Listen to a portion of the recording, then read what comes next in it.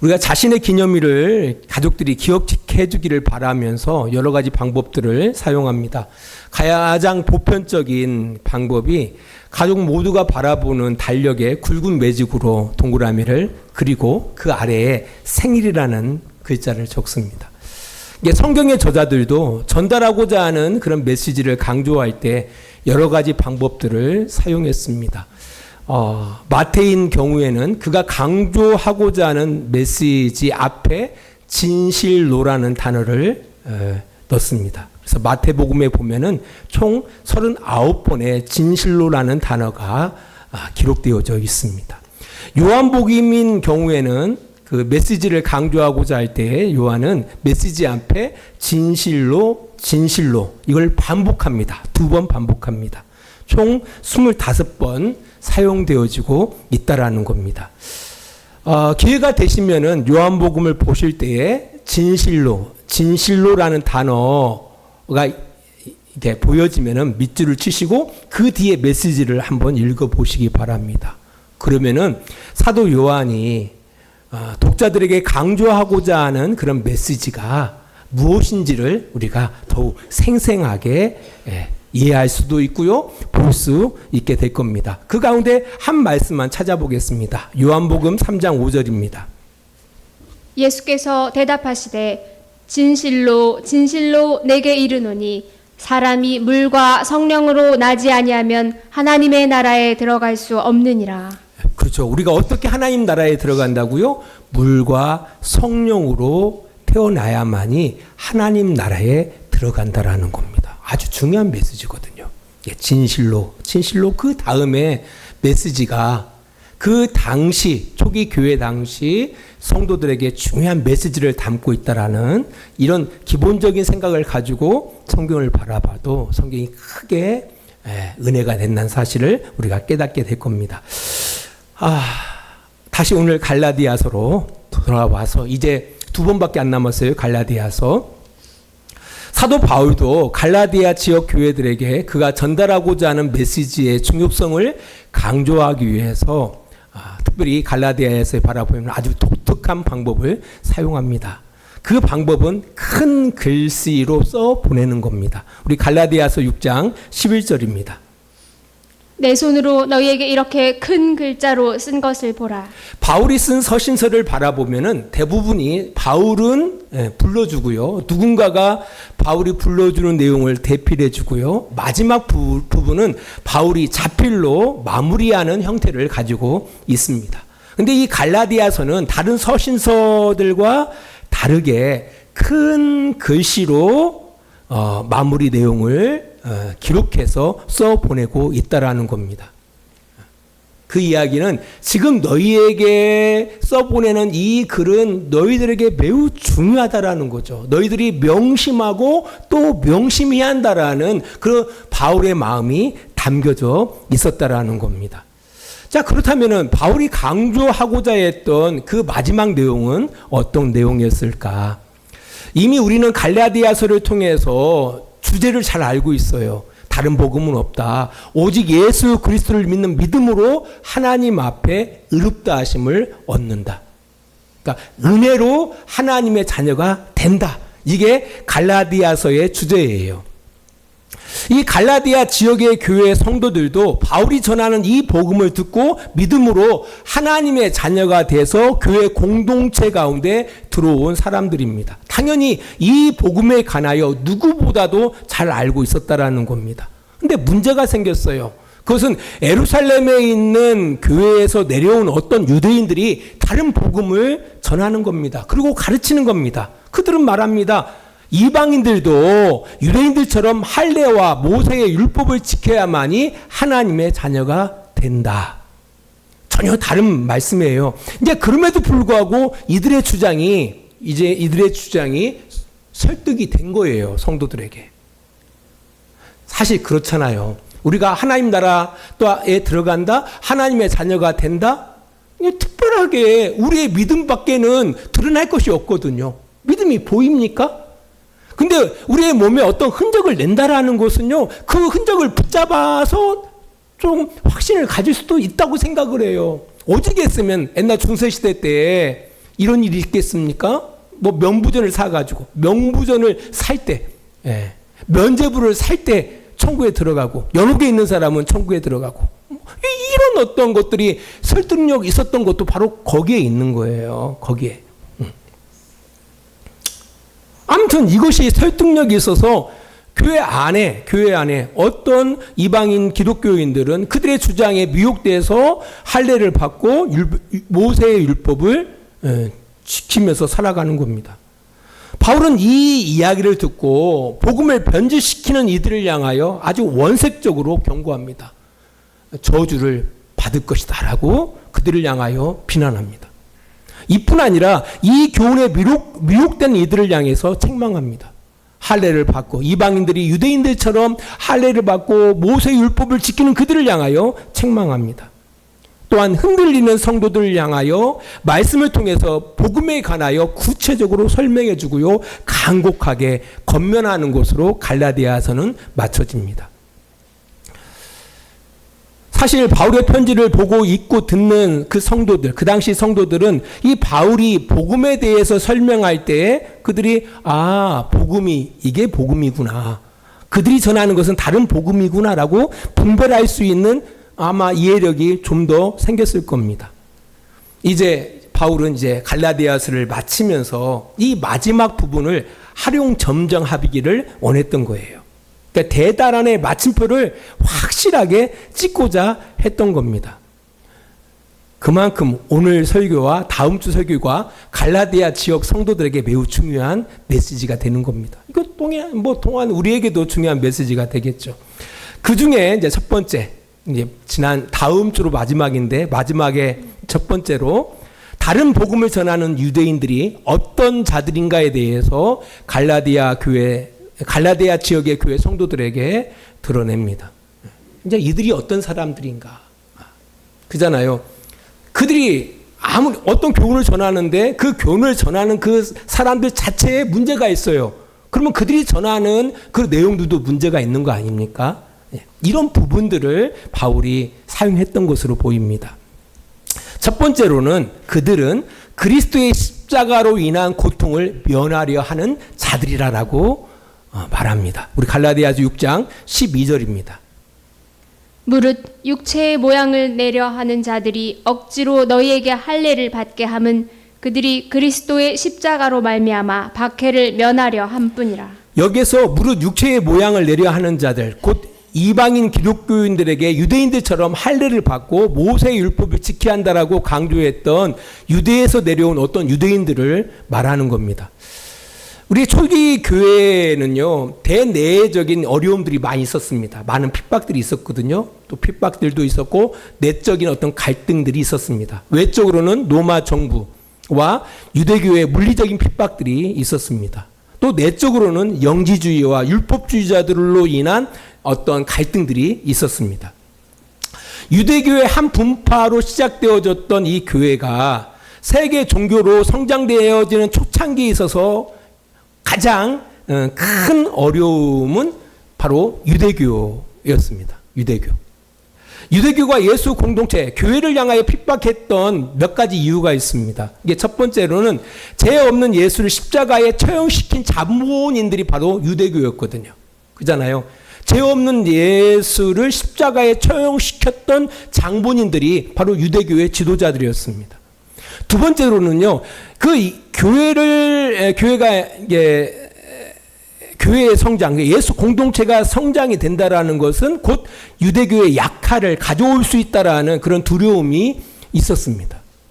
세 번째로는요, 그 예수 공동체, 그 교회의 가르침이 유대교의 가르침과 반하는 내용들이 있었다라는 겁니다. 이런 여러 가지 이유로 인해서 나사렛 예수에게 신성 모독, 또 안식일을 어긴다라는 이유로 그를 체포합니다. 그리고 로마인의 손에 십자가에서 죽게 만든 거예요. 근데 그런 가운데 그 예수의 부활을 증거하고 예수 그리스도로 말미암아 말미암아 제 삶을 얻는다라는 그 예수 공동체, 그 초기 교회 공동체의 그 복음 전함은 유대인들에게는 달갑지 않았을 거라는 겁니다. 그리고 워낙 그 성령이 함께 하시다 보니까 교회가 막 진짜 기하급수적으로 성장하고 있었거든요. 그래서 동일한 어떤 고통을 주기 시작했다라는 겁니다. 사도행전 6장 13절로 14절입니다. 거짓 증인들을 세우니 이르되 이 사람이 이 거룩한 곳과 율법을 거슬러 말하기를 맞이 아니하는도다. 그의 말에 이 나사렛 예수가 이곳을 헐고 또 모세가 우리에게 전하여 준 규례를 고치겠다 함을 우리가 들었노라 하고. 그러니까 애곡된 정보를 통해서 예수 공동체, 교회를 핍박하기 시작했던 겁니다. 이런 예수 공동체를 향한 유대교의 핍박은요, 이 공동체가 성장할수록 더 심각해졌던 겁니다. 그래서 사도들과 제자들을 잡아 고문을 하고요. 급기야는 그 예수 공동체의 지도자였던 예루살렘의 초대 목사였던 야고보가 순교를 당합니다. 우리 또 잘 알다시피 스데반 사역자가 그들에게 의해서 죽임을 당합니다. 결국 이 초기 교회의 일원들은 이 유대교의 핍박을 피해서 예루살렘을 떠나게 되어집니다. 또 유대와 사마리아로 또 땅끝까지 흩어지게 되는 겁니다. 사도행전 8장 1절입니다. 사울은 그가 죽임당함을 마땅히 여기더라. 예, 그날에 그 예루살렘에 있던 교회에 큰 바퀴가 있어가지고 사도교회 다 유대와 사마리아 모른 땅으로 흩어지게 됐던 겁니다. 여기서 우리가 기억해야 할 것이 있습니다. 당시에 유대에 예수 공동체가 있었을 텐데, 교회가 있었는데 그 교회의 모든 사람들이 핍박을 받았던 것은 아니었다라는 거예요. 그 당시에 교회 안에 있는, 예수 공동체 안에 있는 그 성도들이 다 핍박을 받았던 것은 아닙니다. 꼭 일제강점기 때에 우리나라의 종교와 사상과 자유를 억압하기 위해서 일본이 신사를 세우고 참배할 것을 요구했습니다. 여기에 가장 큰 핍박이 되어진 것은 기독교였어요. 왜? 기독교는 유일신, 오직 하나님만을 섬기는 거 아닙니까? 근데 그들의 신사를 섬기게 하니까요, 이게 기독교 입장에서 이걸 받아들일 수 없었던 거거든요. 그래서 이 일 때문에 수많은 사람들이 고문을 당하고 심지어 목숨을 잃게 되었다라는 겁니다. 그래서 한국 기독교 100주년에 보면은요, 한국 기독교 순교 기념관이라는 곳이 있습니다. 1884년부터 지금까지 신앙을 지키기 위해서 목숨을 바친 600여 명의 순교자 명단이 헌정되어져 있어요. 거기 안에 보면은요, 그 신자 참배 때 목숨을 잃은 우리의 믿음의 선배들의 이름이 기록되어져 있다라는 겁니다. 그 기념비 안에 기록되지 않은 무명의 기독교인들도 많이 있었습니다. 그러나 그 일제 강점기 때 신사 참배로 인해 모두가 핍박은 받지 않았어요. 너무나 많은 사람들이 그들과 함께 결탁하고 오히려 성도들에게 교회에서 신사 참배를 할 것을 강요했던 그 목사들과 장로들도 있었다라는 겁니다. 이게 민족문제연구소가 발표한 친일 인명 사전 안에요, 친일을 행한 4,383명의 이름이 기록되어 있어요. 그리고 친일의 행적들이 기록되어 있는데요, 그 가운데 종교인들이 기록되어 있어요. 종교인들 다수가 기록되어 있는데요, 그 중에 제일 많은 숫자가 불교, 그 다음에 숫자가 기독교입니다. 기독교. 두 번째로 많아요. 사실 불교계 같은 경우는 뭡니까? 한국의 종교라고 해도 과언이 아니잖아요. 하지만 그 일제강점기 때 기독교율을 생각해 보면은요, 교회 안에 정말 많은 교회 지도자들이 그 신사 참배를 갖다가 옹호하고 어떻게 보면은 그들의 원하는 대로 교회에서 설교했다는 사실을 우리가 알 수가 있어요. 부끄러운 과거죠. 근데 똑같아요. 유대교로부터 그 예수 초기 그 교회가 엄청난 핍박을 받았을 때에 모든 성도들이 핍박을 받았던 것은 아니다라는 겁니다. 그 가운데 어떤 이들은 핍박을 받지 않았기 때문에 예루살렘에 유대의 머물러 살 수가 있었다라는 겁니다. 사실 우리가 신앙으로 인하여 당하는 그 핍박에 두려워하지 않을 사람이 누가 있겠습니까? 근데 그런 가운데 어떤 이들은 신앙을 지키기 위해서 그 핍박을 감수하고 고난당하고 죽음을 선택한 사람들도 있거든요. 사실 그들 앞에 그렇지 않은 사람들은 어떤 마음을 가져야 돼요? 미안해하는 마음을 가져야죠. 부끄러워하는 마음을 가져야죠. 그러잖아요. 그런데 이 유대에서부터 내려온 이 다른 복음을 증거하는 어떤 유대인들은 그들의 행위를 부끄러워하지도 않고 미안해하지도 않고 오히려 자기 행위를 정당화시키기 위해서 유대교의 규례와 예수 공동체의 복음을 혼합시켜서 자기의 행위를 정당화시키기 위해서 노력했다라는 거예요. 바울은 바로 이 부분을 꼬집고 있는 겁니다. 우리 성도들 이해하시겠어요? 이게 무슨 의미인지? 예. 바로 유대에서 내려와 다른 복음을 전하는 그들이 예수 그리스도의 십자가로 말미암아 주어지는 그 핍박을 받지 않기 위해서 애매모호한 스탠스를 취했던 바로 그들이라고 바울은 이야기하고 있는 겁니다. 어떤 사람은 이런 오해를 가질 수가 있어요. 바울의 오해일 수도 있다라고 이야기할 수 있습니다. 하지만 우리는 바울이 개종하기 이전에 바울이 어떤 사람이었는지를 우리는 잘 알고 있어요.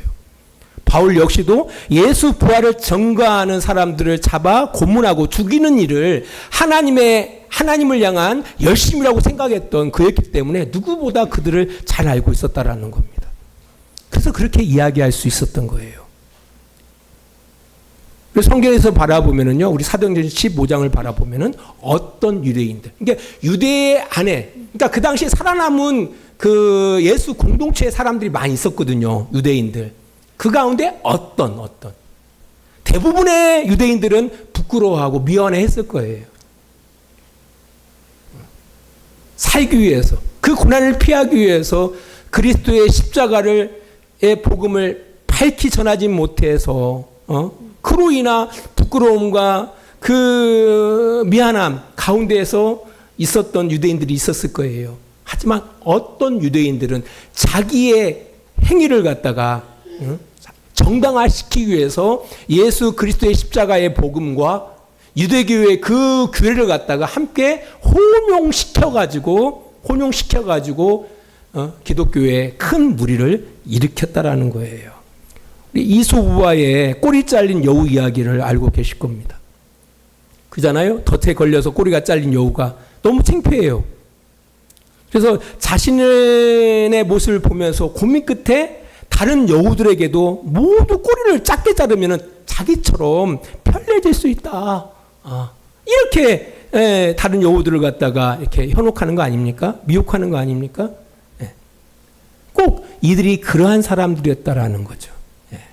예수를 믿는다 하면서도 주님의 몸된 교회와 성도들을 향하여 마땅히 감당해야 할 고난이 있음에도 불구하고 자기 하나 편안하고자 그 어려움을 못 본 채 하고 믿음을 배반한 그들이 이제 와서 뭘 해요? 자기의 행위, 자기가 선택한 그 행위가 당연하다, 정당하다라는 것을 주장하는 이런 무리들을 향하여 바울이 이야기하고 있는 겁니다. 바로 그들이다. 또 한 가지, 바울은 그들에 대하여 이렇게 말합니다. 갈라디아서 6장 13절입니다. 할례를 받은 그들이라도 스스로 율법은 지키지 아니하고 너희에게 할례를 받게 하려 하는 것은 그들이 너희의 육체로 자랑하려 함이라. 네.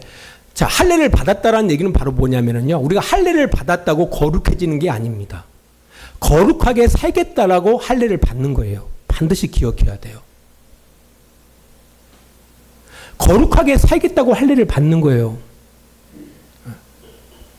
근데 이 유대에서 내려와 이방인들도 유대인들처럼 할례를 받아야 하고 모세 율법을 지켜야 의로워진다고 이야기하는 이 다른 복음을 증거하는 사람들은 자신들도 해봐서 알거든요. 율법을 완벽하게 지킬 수 있는 사람들은 없거든요. 자신들도 알아요. 스스로 결코 율법을 완벽하게 지킬 수 없다는 걸 알아요. 근데 그럼에도 불구하고 할례 받으면 모세의 율법을 지키면 의로워질 수 있어 라고 이야기하는 겁니다. 우리가 그렇잖아요. 모세의 율법이라는 것은 하라 하지 말라로 구성되어 있어요. 총 613가지의 율법이 있는데요.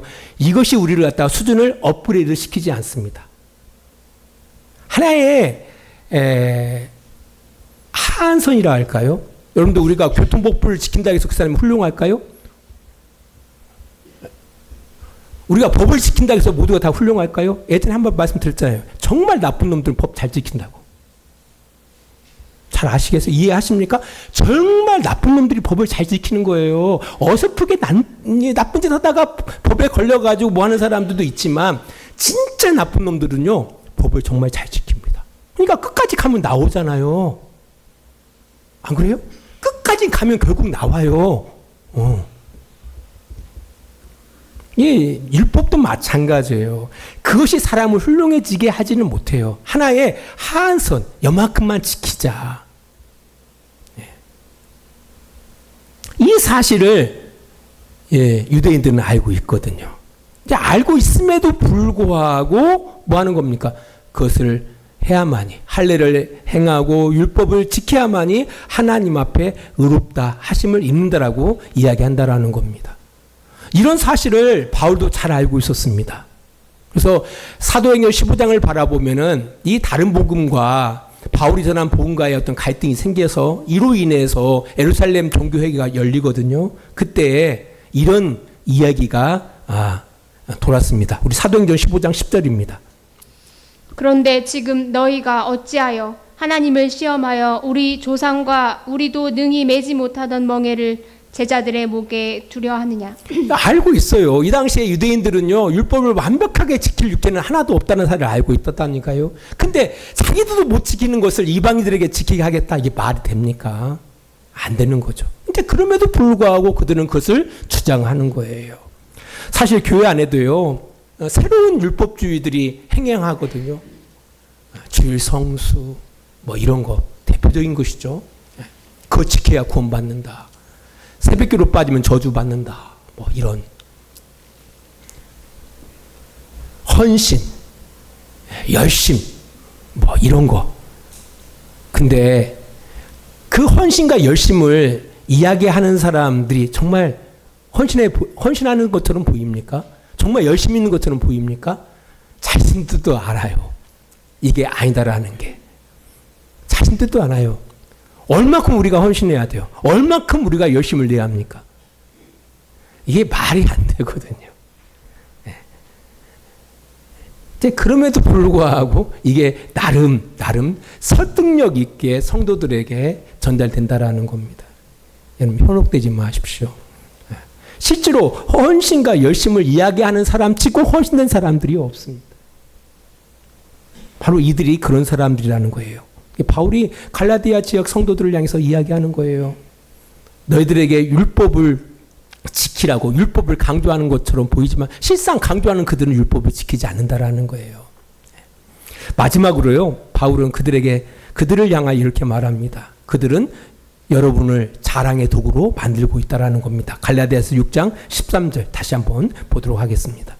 할례를 받은 그들이라도 스스로 율법은 지키지 아니하고 너희에게 할례를 받게 하려 하는 것은 그들이 너희의 육체로 자랑하려 함이라. 그 뒤에 보니까 너희의 육체로 자랑하려 함이라. 그러니까 그 어떤 유대인들이 교회를 찾아가서 다른 복음을 증거하는 이유가 있어요. 바로 너희들.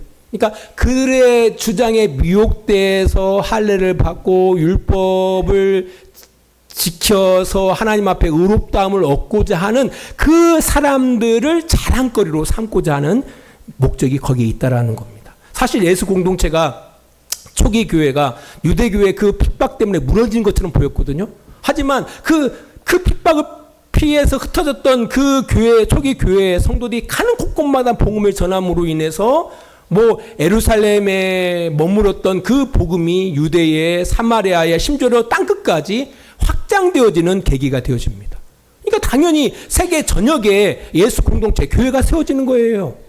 교회가 세워져요.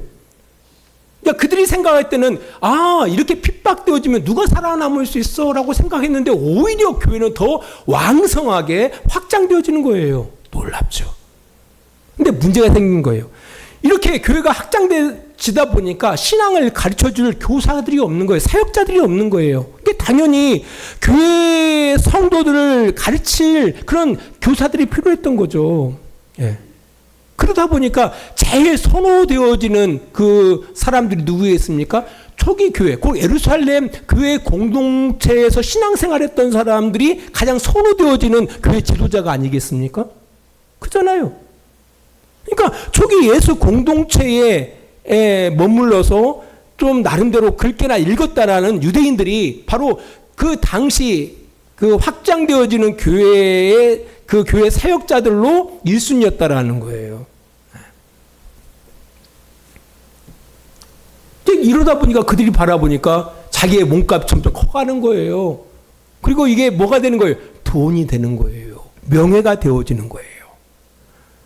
그리스도의 십자가의 복음으로 말미암은 핍박과 고난에 대해서는 교회에게 등을 돌렸던 그들이 교회가 성장하고 이제 그들의 시각으로 바라보니까 충분히 이들을 통해서 이익을 얻을 수 있고 명예를 얻을 수 있다고 생각하다 보니까 어떻게 해요? 더 적극적으로 교회에 가담하게 됐다라는 겁니다. 바울은 그들을 향해서 이야기하는 거예요. 그들이 어떤 사람들인 줄 아느냐? 바로 너희들을 이익의 도구로 삼는 사람들이다라고 이야기하고 있다라는 겁니다. 지금 한국 교회에 보면은 교회가 점점 힘을 잃어가고 있잖아요. 그게 정상적인 모습입니다. 근데 더 큰 문제는 뭐냐면 교회가 점점 힘을 잃어가다 보니까 사역자들이 점점 줄어들고 있어요. 왜? 꼭 그렇지는 않겠지만 돈이 안 되거든요. 명예가 안 되거든요. 욕망 먹는 것 같거든요. 그러니까 그 사역자들이 지원을 하지 않아요. 저는 개인적으로 지원 안 했으면 좋겠어요. 영원히.